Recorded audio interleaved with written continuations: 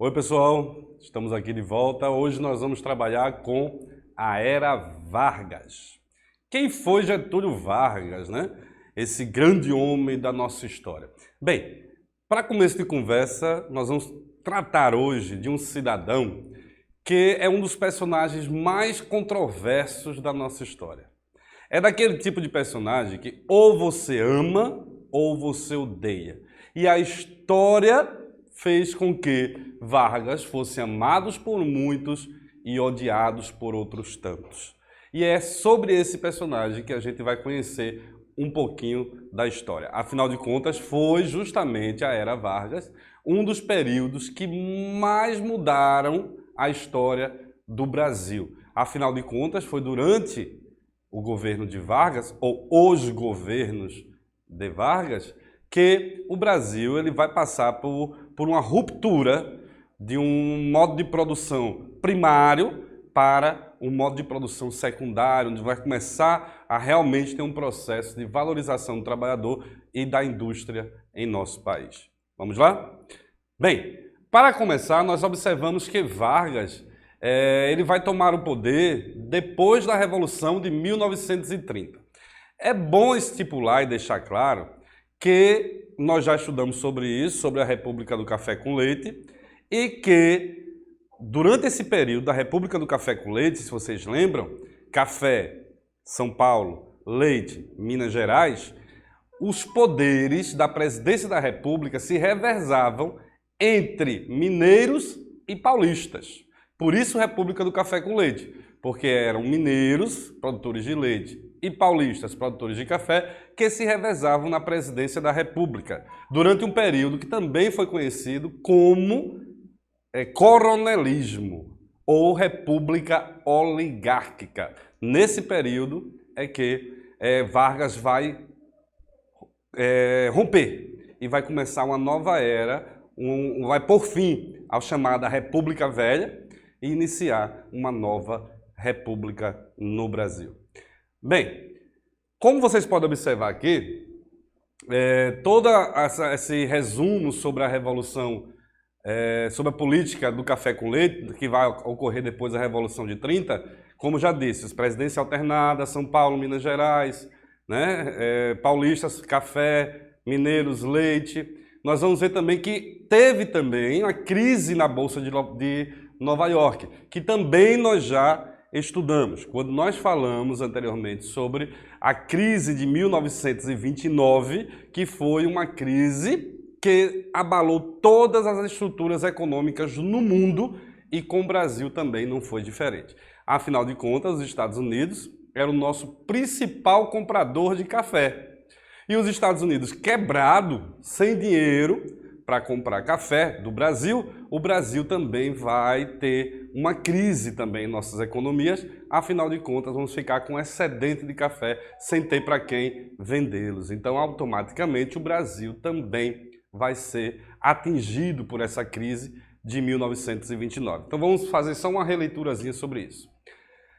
Pós-Primeira Guerra Mundial, né, teve essa crise de 1929, a Bolsa de Valores de Nova York teve uma quebra. O American Way of Life, ou estilo de vida americano, né, incentivava o consumo, a expansão de crédito bancário, e em 1920 a recuperação da economia europeia fez com que os Estados Unidos diminuíssem a importação de produtos.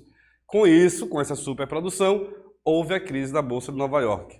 A Bolsa quebra e com isso falências, desempregos, banco fechando, etc. e tal.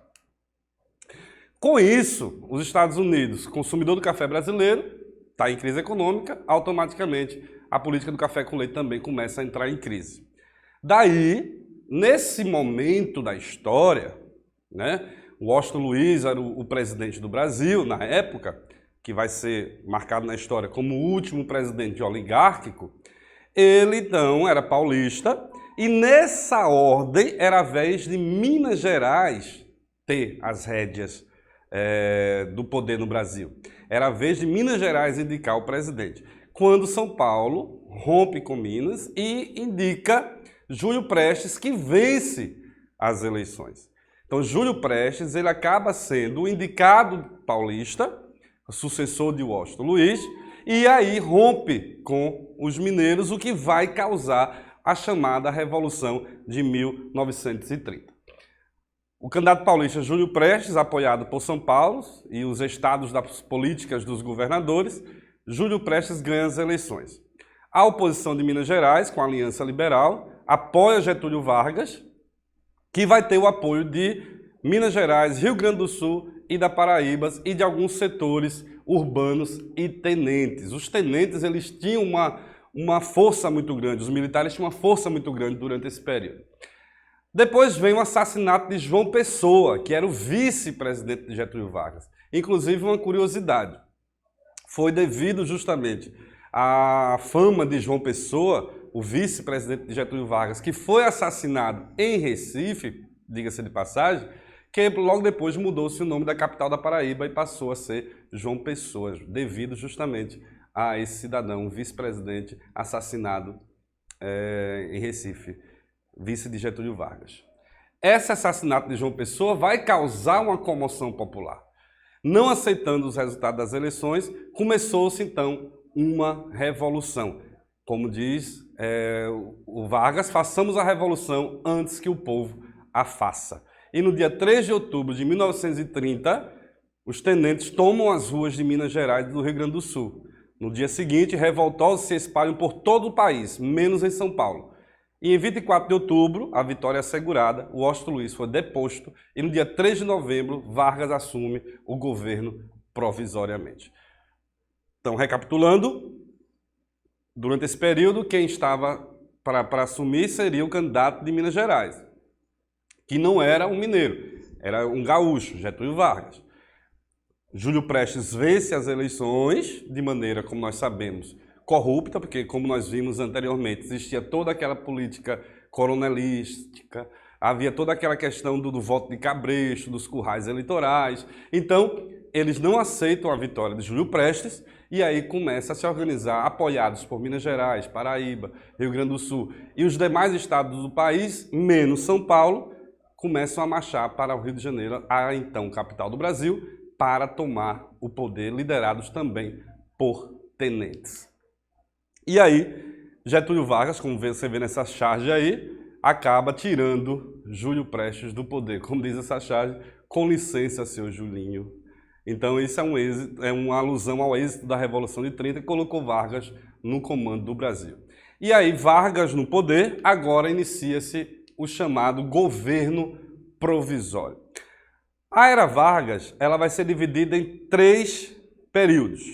O governo provisório, o governo constitucional e o Estado Novo. São esses 3 períodos que vão marcar toda a trajetória do governo Vargas.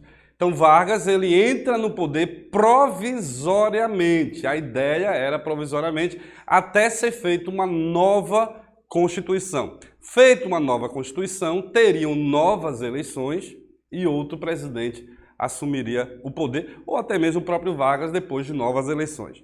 No entanto, nós vamos observar, vamos perceber que não houve novas eleições e Vargas continuou no poder. Mas o primeiro período vai ser chamado de governo provisório, que vai ser essa época em que Vargas começa a governar, preparando o terreno para se fazer uma nova Constituição. Durante o governo provisório, nós vemos a Revolução de 30, a industrialização, o início da industrialização no Brasil, a queima do café e a Assembleia Constituinte. O que seria essa queima do café? Como eu disse anteriormente, o Brasil sofre com a crise de 1929, quando não tem para quem exportar o seu café, visto que os Estados Unidos estava quebrado. Então, o que é que o governo faz? Ele pega todo o estoque de café e queima o café. Justamente queimando esse excedente, aí você fala, por que, professor, então não deu para os pobres, não fez uma caridade? Porque aí não resolveria a situação. Foi preciso queimar toda a produção para que as sacas de café que estavam estocadas tivessem saída e pudesse, então, a crise ser amenizada. E reúne-se a Assembleia Constituinte. O que é a Assembleia Constituinte? São os deputados que se juntam para poder elaborar uma nova Constituição. Isso vai o que vai marcar o governo provisório de Vargas. Aí, dando continuidade, eu não vou falar do governo constitucional e do Estado Novo, porque isso vai vir mais à frente. Vamos por partes, vamos continuar com o governo provisório. Aí tem uma pequena charge e tem a ideia de que Vargas vai se transformar em pai dos pobres. Aí vem uma interrogação. Pai dos pobres? O teatrinho do pai dos pobres. Vamos brincar de sindicalismo? Oba! Então Vargas, ele usa dessa ideia populista, dessa ideia de pai dos pobres e começa a orquestrar o seu governo. O populismo em Vargas. Medidas de criação dos benefícios trabalhistas, educação infantil, amigo das crianças, propaganda, o DIP, Departamento de Imprensa e Propaganda, imagem mais censura, e postura de proximidade com o povo, isso apenas na teoria. Essas medidas trabalhistas que são citadas aqui, são todas as medidas trabalhistas que nós conhecemos atualmente, que até então não existiam. Então, por exemplo, jornada de trabalho de 8 horas diárias, ou até 40 a 44 horas semanais, férias, 13º, aposentadoria, previdência. Então, tudo isso começa a ser feito no governo de Vargas. Então, essas medidas, essas leis trabalhistas começam a entrar em operação e começam a tomar corpo na Constituição que vai ser elaborada a partir de 1932. Então, ele é chamado de pai dos pobres justamente por conta de que começa-se a abrir possibilidades para que os direitos dos trabalhadores sejam cumpridos, porque até então não existiam direitos trabalhistas e as pessoas trabalhavam mais do que 8 horas diárias, as pessoas não tinham um salário base fixo determinado pela União. Então, tudo isso acaba levando a Vargas e a Assembleia Constituinte a aprovar e a fazer uma lei que hoje atualmente nós conhecemos como Lei Trabalhistas e se inicia a lei. Tal qual a criação do Ministério da Educação, que até então não existia, e Vargas então cria o Ministério da Educação e a ideia de Vargas ser amigo das crianças. E também vem junto com tudo isso o DIP. Aí é onde tem um probleminha. O que é o DIP? É o Departamento de Imprensa e Propaganda do governo Vargas. No DIP é que irão ser divulgados todas as ações do governo. Só que essas ações do governo, elas são totalmente favoráveis ao governo. Não existia, por exemplo, uma imprensa que criticasse o governo.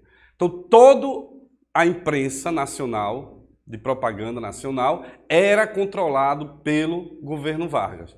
Ou seja, se eles controlavam a imprensa, ia para o povo chegar na imprensa, na população em geral, apenas aquilo que eles queriam. Então eles criavam a imagem de Vargas como um super-herói e Vargas como o salvador da nação. As pessoas mais ignorantes, que estavam mais nos recônditos do país, acabavam absorvendo essa informação e tinham Vargas justamente como o pai dos pobres, porque era essa imagem que era transmitida. Não havia possibilidade de outros veículos de comunicação criticarem o governo. Obviamente que existia uma oposição, só que essa oposição era clandestina, ela não podia usar veículos de comunicação, por exemplo, a não ser clandestinos. Então, fez com que Vargas criasse essa imagem de salvador da pátria, essa postura paternalista, de proximidade com o povo. Ainda sobre o populismo de Vargas, nós vemos a questão do paternalismo mais autoritarismo. Reivindicações das massas atendidas, política econômica atendia os interesses da elite. É como depois Vargas era chamado pela oposição de pai dos pobres, mas mãe dos ricos, porque as políticas econômicas também favoreciam grandemente as grandes elites, especialmente as grandes elites que antes tinham poder como coronéis, agora começa a migrar para a questão mais industrial. Ok, então vamos lá. O governo provisório de Vargas, ele é marcado de 1930 até 1934. Até agora nós vimos um apanhado geral do que foi o governo Vargas, né? A questão das leis trabalhistas, o departamento de imprensa e propaganda, a questão do populismo, né? Do pai dos pobres, mãe dos ricos. E agora nós vamos por partes. De 1930 até 1934 foi um período chamado de governo provisório. O que seria o governo provisório? O decreto número 19.398 dissolveu o legislativo até que fosse feita uma nova eleição e eleita uma nova Assembleia Constituinte. Os presidentes estaduais eram interventores federais, militares, e tudo isso atraía as antigas forças agroexportadoras paulistas, que queriam consolidar o novo governo, o grupo econômico mais poderoso do país. Então, a partir daí, começa-se uma defesa do setor cafeeiro, né? Uma política de valorização do café, com a Grande Depressão, a compra e estocagem do produto, formação de estoques imensos, mas a crise econômica, mais concorrência, não houve compradores, queima de estoque, já falamos sobre isso, e começa-se um estímulo às indústrias. 1933, o crescimento expressivo da indústria brasileira, indústria leve, têxteis, mais processamento de alimentos e investimentos menores, a industrialização por substituição de importações. Então começa no Brasil uma tentativa de equilibrar a balança nacional, né? Deixar-se de exportar tanto e se produzir dentro do próprio país. Começa-se então a se pensar um Brasil moderno, a se pensar um Brasil industrializado. Com isso, vai acontecer em 1932, lá em São Paulo, uma revolução constitucionalista. Por quê? Porque Vargas até então, voltando aqui, Vargas até então, ele não tinha feito a Constituição que todos queriam. Desde 1930 ele toma o poder, passa-se 2 anos e essa bendita Constituição não é feita, essa bendita Constituição não é efetivada, não são convocadas novas eleições. Então os paulistas se revoltam contra isso e em 1932 estoura a Revolução Constitucionalista lá no estado de São Paulo. Quando existe uma revolta, uma guerra dentro do próprio país, nós chamamos de guerra civil. Então, o Brasil vai passar por uma guerra civil em 1932, quando os paulistas vão se revoltar contra o governo e aí começa tropas do governo contra tropas paulistas se degladiar. Começa então uma guerra entre o estado de São Paulo e a União. E aí começa a cobrar do governo Vargas uma Constituição que ele havia prometido fazer. Então, em maio de 32, os conflitos de rua, morte de estudantes, grupo de enfrentamento, MMCD, que são as iniciais dos nomes das vítimas, Martins, Miragaia, Drauzio e Camargo. E no dia 9 de julho de 32, líderes paulistas rompem com Vargas, dando início à Revolução, havendo grande mobilização da classe média em São Paulo, organização de um exército constitucionalista. Houve 3 meses de combate, mais ou menos 600 a 900 mortos. Tropas fiéis ao governo federal forçaram o rendimento dos paulistas.